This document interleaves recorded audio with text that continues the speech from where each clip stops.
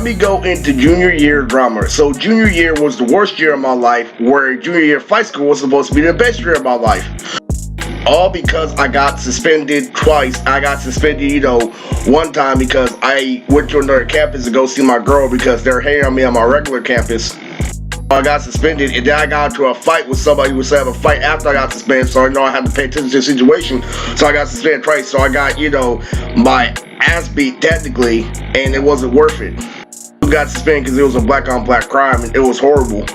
One thing I did learn is that I was a very high tier in hip hop, but it didn't matter because when you're living in a world where people, with a girl you were just flirting with hooked up for a gang member after you just said a really good punchline, it's really, really not complicated to recognize when you didn't get laid in high school.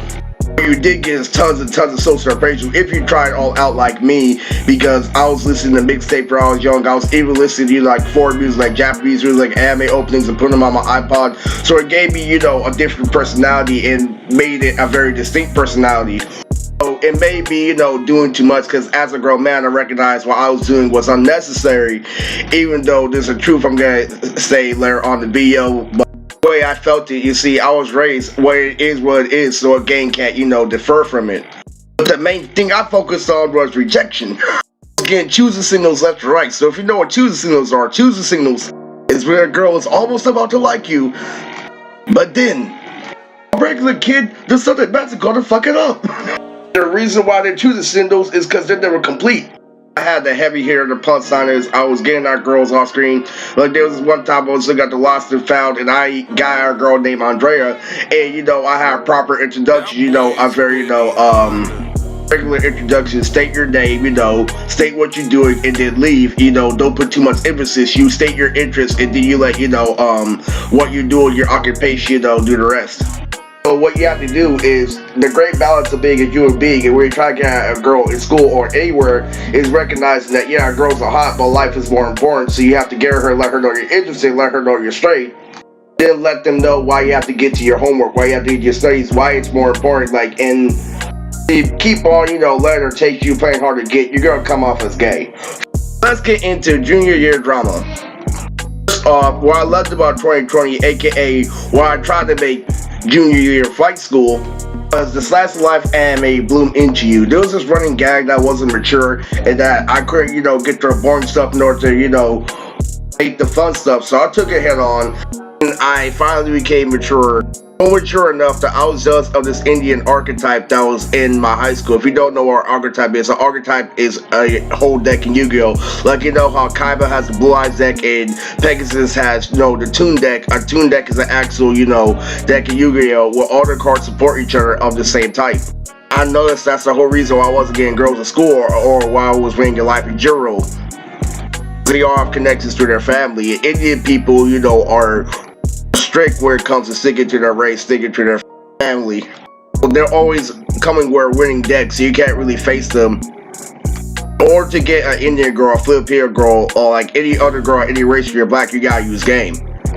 So I was all alone doing my thought process of what I was gonna do in my life. So I was calm, cool, collect after I didn't get the job at Target. So I decided to watch slice life anime, and I knew that they were connected to DBZ in some way, but I knew that they were for a different audience. They were for anime fans that are more analytical, that talk about anime more politically, like Swag Kage.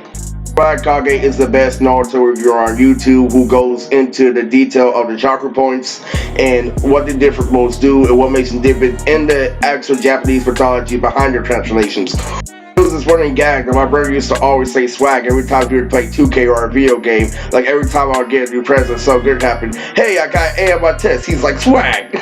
I flipped it in drama class. I didn't want to freaking do that, but he wanted me to do it, so I kept on doing it. Like, hey, I brought off the top ramen with hot sauce. He's like, swag.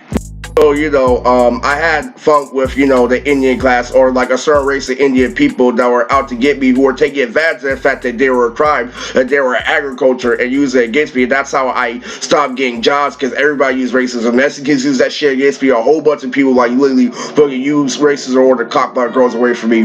But when it comes to education, I put that shit on hold because I was watching Bloom Into You, and it reminded me a whole lot of my Indian classroom, how they are, doing your work, how they were aware of the situation, how they had to, be calm, cool, collected in order to learn how to take care of her baby. So when I watched Bloom Into You, I was high as shit.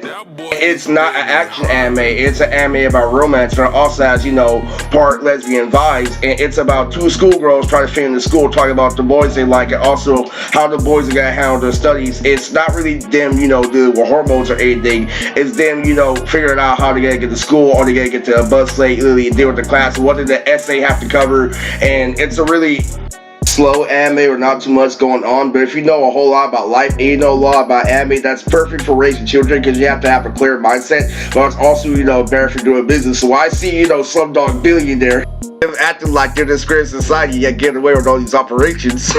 These Indians think they're more educated and think they listen to better rap than me. Watch when I watch Bloom Into You, Calm, Cool, and Collect. It's true, it's very true, because the Indian people in my high school used to listen to Rick Ross, and they would all turn out having, better careers because of being able to work in manufacturing, security, anything that's high in profession, because they make sure that their kids have a good job. When I'm watching this, I feel really proud of myself, because the me before couldn't watch anime like this at all. It had to be an action anime or an anime that, suited my personal needs.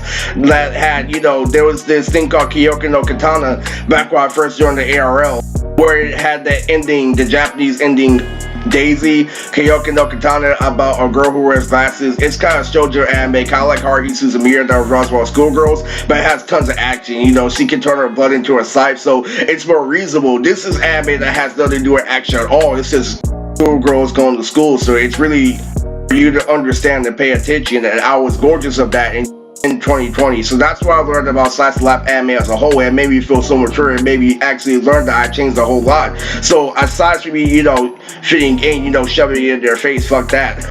I was really proud of myself because I never thought that I could actually, bring myself to that conclusion. I never pictured myself doing it. It was actual definition that I changed. So now we got that out the way. That's why I liked, that's a special token I liked about junior year in 2020. That I'm mature because I got that way by listening to nothing but talk videos, podcast stuff to cool down to stimulate your mind. Let's go into junior year in high school. I didn't think that it was that good of a topic because it's not as good as the drama in 8th grade. The actual drama in 8th grade was way better. That would be a separate video, but I don't have the motivation. Plus, it's a very, special story to me. I won't be able to tell a story until, I'm in a better phase of life, a more upbeat phase. Right now, I'm dealing with a whole lot of stress, trying to keep the Funimation crew together. Junior year in my high school was when I understood that I was a top tier in hip-hop.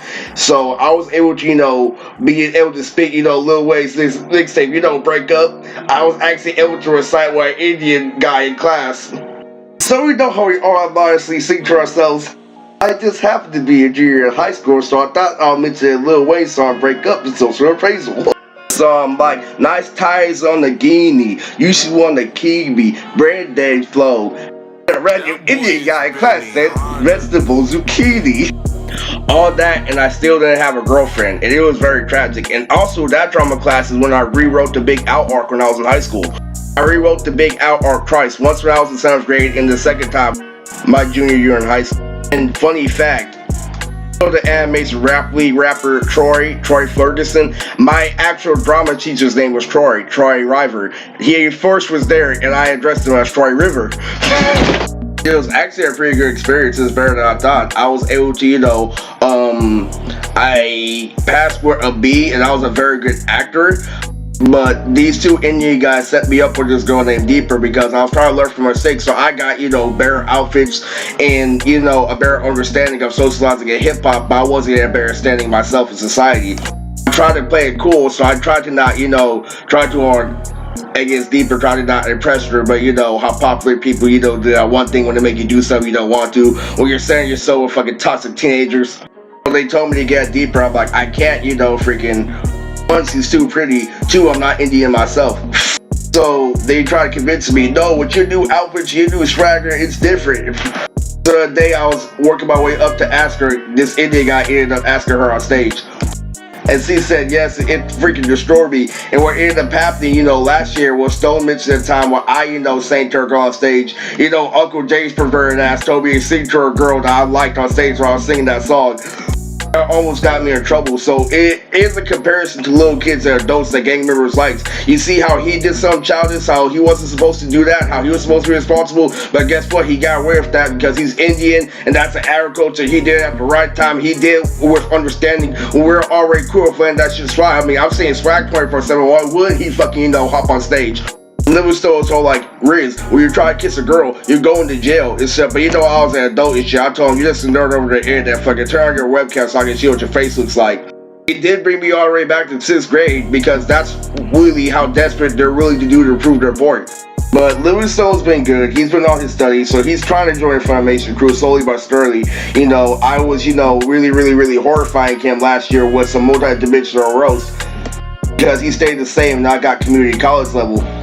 He understood now that girls are full of shit and that he would rather work harder on his studies. He's working hard, treating mode to make that Terror vs. Raven. So, we're protecting him on online internet forums, blacking chaos and harassing him, trying to get him to be a loser again so they can use him as a guinea pig and Stone Lords and so Livingstone is trying to change. So, please work with him, help him, support him.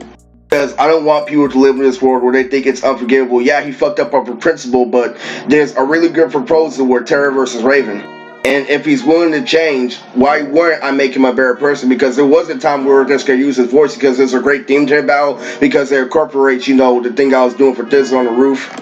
Stones were on the air rail, but also, a life lesson in general. And there was a time where we were just going to use him as a voice because he was a shitty person outside the rep. So I worked really hard to try and make him a better person outside the rep. So please help him, support him. This is the junior year drama video, and I'm out.